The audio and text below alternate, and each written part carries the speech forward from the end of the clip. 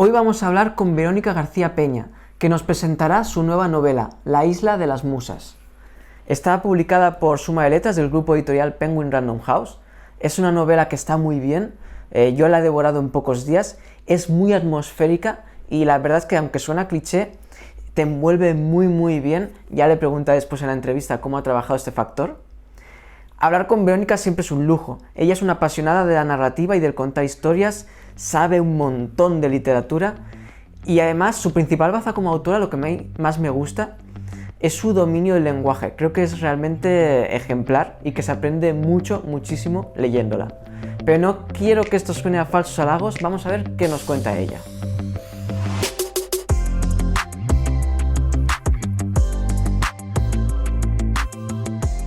Bueno, pues mira, la novela nos lleva al año 1936, es un thriller psicológico que nos presenta a Ricardo Pedreira Ulloa, un escritor atormentado por la pérdida de inspiración, ¿no? Que regresa a Galicia, al Pazo donde se crió, que está ubicado en una isla frente a la villa pesquera de Baiona, y allí se encuentra con una misteriosa mujer que le devuelve parte de esa inspiración, ¿no?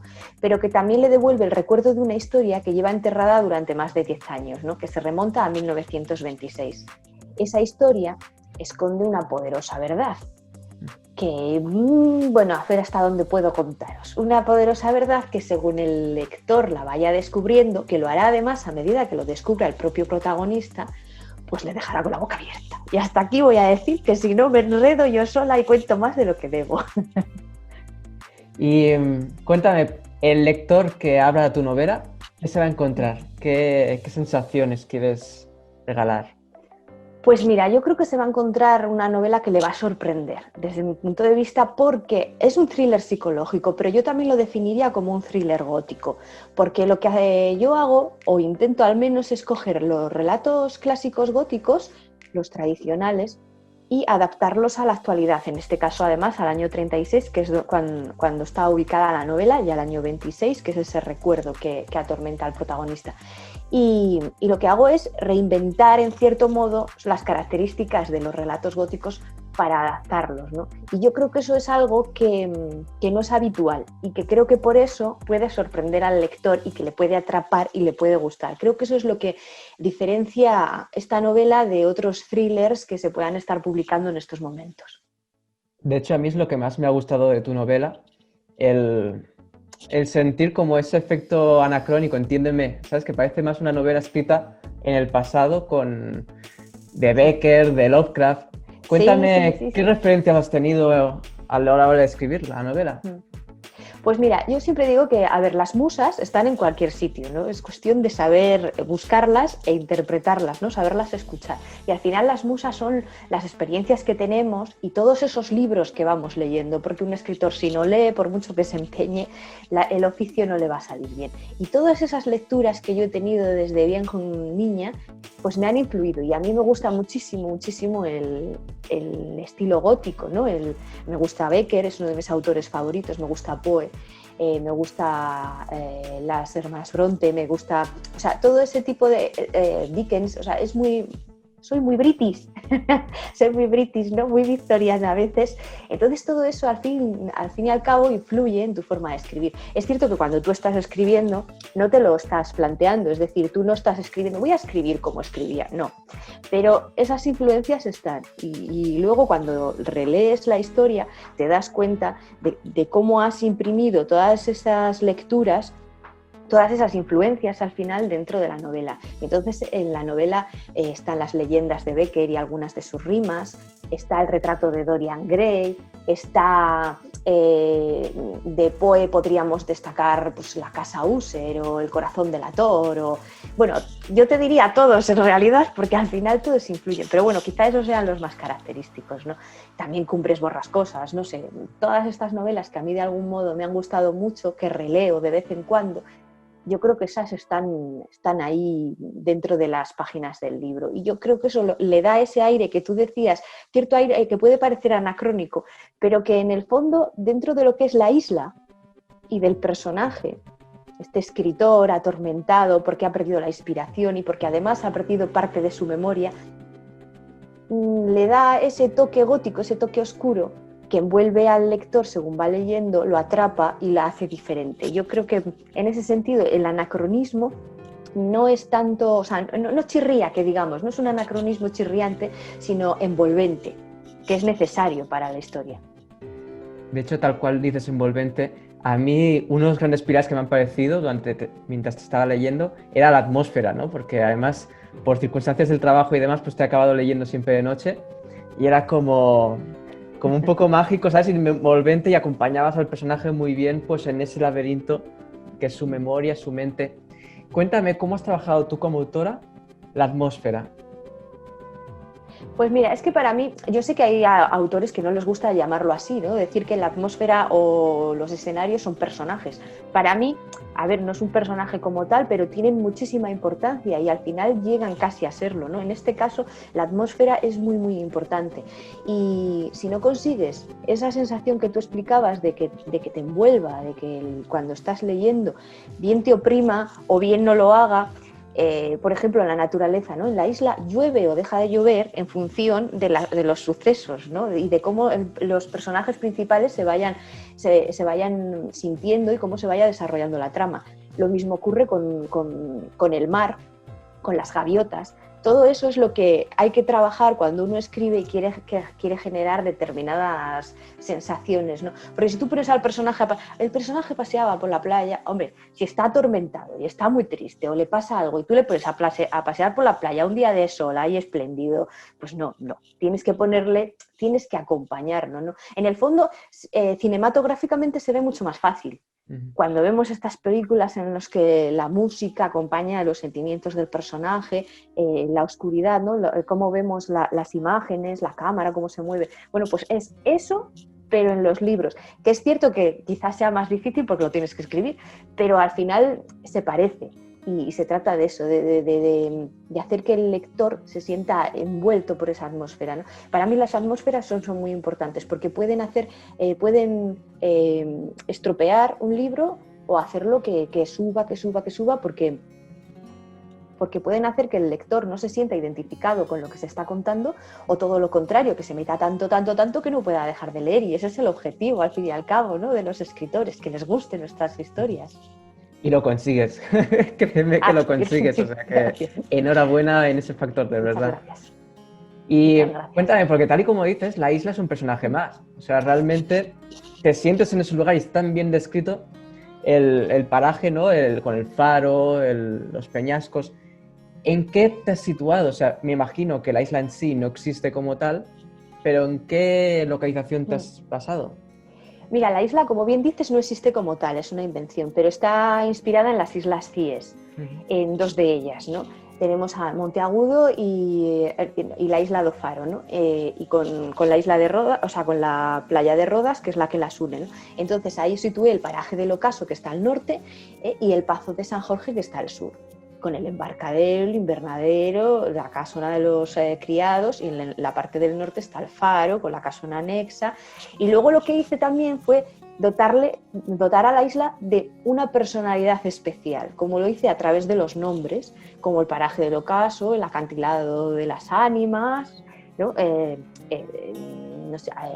Pues todos esos nombres al final hacen lo que contábamos, envuelven todavía más al lector para que la atmósfera sea o asfixiante o relajante o según el momento. Entonces ahí utilicé unas islas que son preciosas, que son las Cíes, para hacer eso.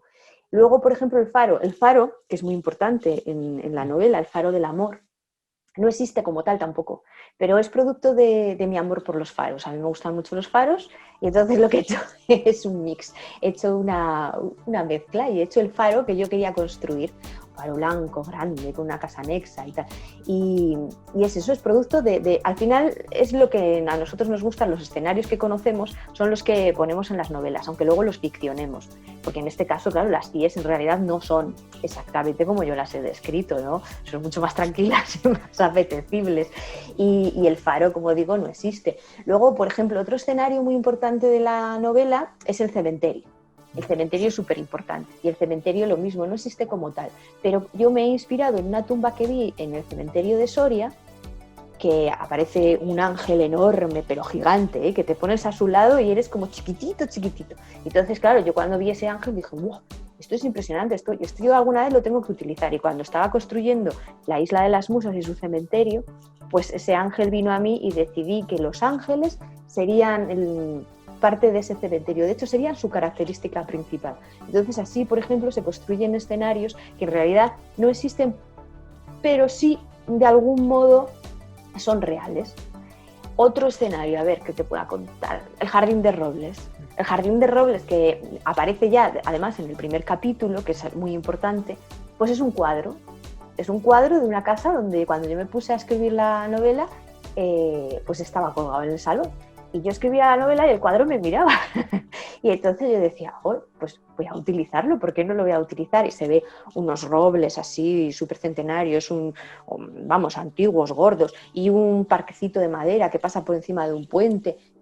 Pues era como ves, ahí eran las musas me hablaban y me decían, utiliza el cuadro. Pues eso hice, utilicé el cuadro y lo llevé a la novela. Lo ficcioné, claro, se me cae esto todo el rato, ¿eh? Lo ficcioné y el resultado es ese jardín de robles tan especial que está dentro de la novela. Entonces yo hago un poco eso. Los escenarios lo que hago es utilizar partes de paisajes reales, los ficciono, los adapto a la novela. Muchas veces yo suelo decir que eso ocurre sin darte cuenta, sin querer. O sea, tú tienes la historia y decides que la vas a ubicar, ¿no? Y de repente estás una chispa, Galicia, una chispa, las CIES. Estás escribiendo de repente el cementerio, te acuerdas del ángel, buscas las fotos, el ángel. Pues eso, estás escribiendo el jardín, tal, el cuadro. Entonces eso al final son lo que contábamos desde el principio, son experiencias y vivencias, libros, películas, cuadros, viajes que uno hace, todo eso al final se mete dentro de uno y cuando escribe pues lo utiliza, son sus musas. Y una pregunta, Verónica, ¿cómo Sí. fue el proceso de escritura de la novela? Pues mira, yo el primer capítulo lo soñé completo. O sea, yo un día me desperté por la mañana y tenía el primer capítulo de la Isla de las Musas en la cabeza y además lo recordaba muy vívido, cosa que, a ver, cuando uno sueña a veces no suele recordar trocitos, pasajes, ¿no? Una sensación, pero en este caso era un recuerdo muy vívido y dije, no, pues yo esto tengo que apuntarlo y tal. Y de la misma lo apunté y decidí que después tenía que darle forma. Y ahí empezó mi mapa, porque yo soy un poco escritora mapa. Entonces yo tengo que tener estructurado todo, y sobre todo el final. Aunque el final también es cierto que aunque no lo soñé, tenía como una sensación de hacia dónde quería ir. Entonces establecí el final, hacia dónde quería ir y construí el resto. Es cierto que no me sé los capítulos exactos, pero sé hacia dónde quiero ir, sé lo que quiero contar y cómo lo quiero contar. Y por ahí me voy moviendo. Y así es como yo escribo las novelas. Esta y todas. Porque alguna vez he intentado hacer eso de, bueno, venga, me voy a dejar llevar hasta donde me llegue la inspiración. Y mira, no puedo. Al final acabo parando y diciendo, me voy a hacer mi estructura aquí, mi mapita, porque si no, no soy capaz, no me sale. Y bueno, voy a mostrar la cámara, La Isla de las Musas, publicado por Suma de Letras. Cuéntanos cómo has llegado a Suma de Letras, porque tengo entendido que primero la autopublicaste. Sí, primero esta novela quedó entre las 10 finalistas del Premio Planeta 2017. Quedó en cuarto puesto. Y bueno, después yo intenté buscar una editorial, pero no era el momento, no llegábamos a acuerdos y al final decidí que el mejor sitio donde podía publicarla era en Amazon, porque yo creo que es una historia que merecía ser contada, que no sería justo ni para mí, ni para los lectores, ni para la propia historia que se hubiera quedado en un cajón. Entonces la autopubliqué.